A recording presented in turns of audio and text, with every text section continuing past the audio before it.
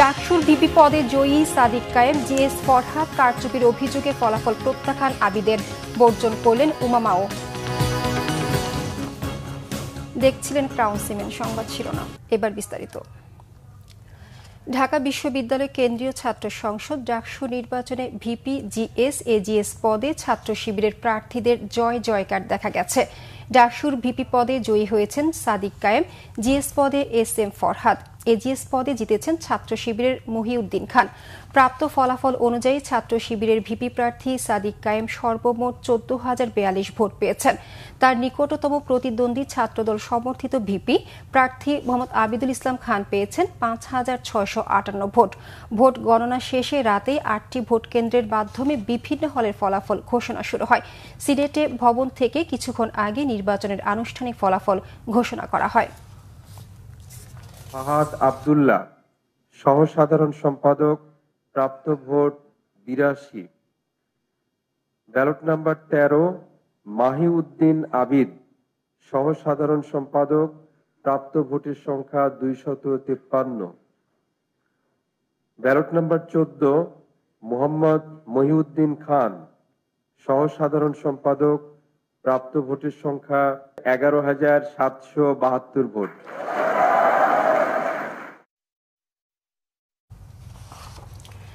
ডাকসু নির্বাচনকে পরিকল্পিত প্রহসন বলে প্রত্যাখ্যান করেছেন ছাত্রদল সমর্থিত ভিপি প্রার্থী আবিদুল ইসলাম খান।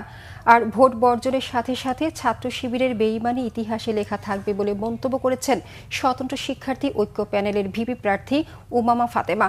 ভোট গণনার সময় নিজেদের ফেসবুক প্রোফাইলে স্ট্যাটাসের মাধ্যমে এসব কথা জানান তারা। আবিদ তার স্ট্যাটাসে জানান, পরিকল্পিত কারচুপির এই ফলাফল ভোটের দিন দুপুরের পরপরই অনুমান করেছিলেন।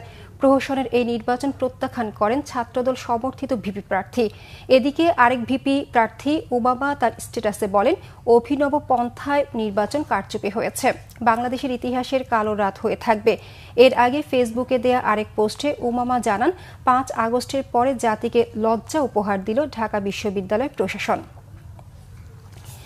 এই মুহূর্তে ঢাকা বিশ্ববিদ্যালয়ের সিনেট ভবনে আছেন সহকর্মী নাবিল জাহাঙ্গীর, কথা বলছি তার সাথে। নাবিল, আনুষ্ঠানিক ফলাফল ঘোষণা তো হয়ে গেছে, তো সিনেট ভবনে এখন কি অবস্থা আমাদের জানাবেন।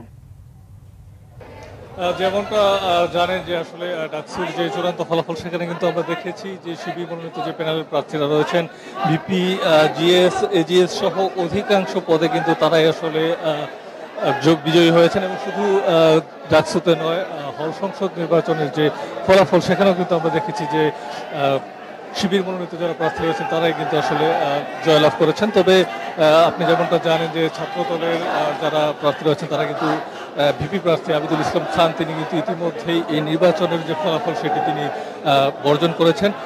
শুধু আবিদুল ইসলামই নয়, স্বতন্ত্র যিনি প্রার্থী একজন হেভিওয়েট স্বতন্ত্র প্রার্থী উমামা ফাতেমা তিনিও কিন্তু এই নির্বাচনের যে ফলাফল সেটিকে তিনি প্রত্যাখ্যান করেছেন। সেই সাথে আমরা দেখেছি যে প্রতিরোধ পর্ষদের যিনি আরেকজন জিএস প্রার্থী রয়েছেন নাজমুল বসু তিনিও কিন্তু ফেসবুক স্ট্যাটাসের মধ্য দিয়ে এই যে নির্বাচনের ফলাফল সেটিকে প্রত্যাখ্যান করেছেন।